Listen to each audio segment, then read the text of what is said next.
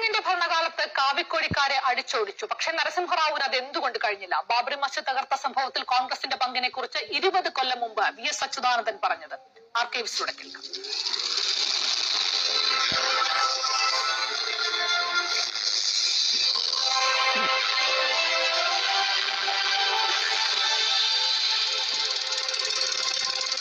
BJP-യെ പോലുള്ള പിന്തിരിപ്പൻ വലതുപക്ഷ ശക്തികളെ വളർത്തിക്കൊണ്ടുവരുന്നതിന് വേണ്ടിയിട്ട് ആദ്യം മുതൽ കൈക്കൊണ്ടിട്ടുള്ള കോൺഗ്രസിന്റെ സമീപനം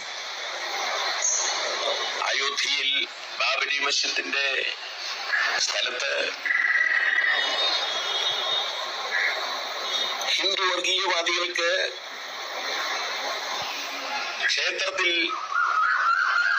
കടക്കുവാൻ വേണ്ടിയിട്ടുള്ള അവസരം നൽകി എന്ന് മാത്രമല്ല, 1992 ഡിസംബർ 6 ബാബരി മസ്ജിദിനെ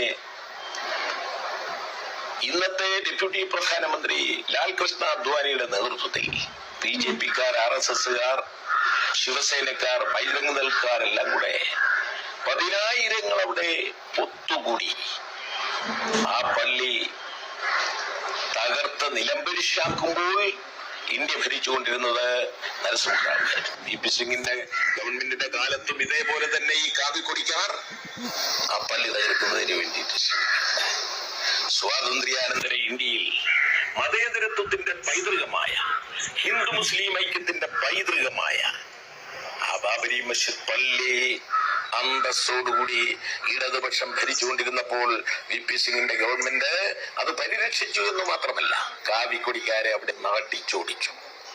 1989 അത് കഴിയുമായിരുന്നെങ്കിൽ 92 ഡിസംബർ 6 എന്തുകൊണ്ട് കഴിഞ്ഞില്ല?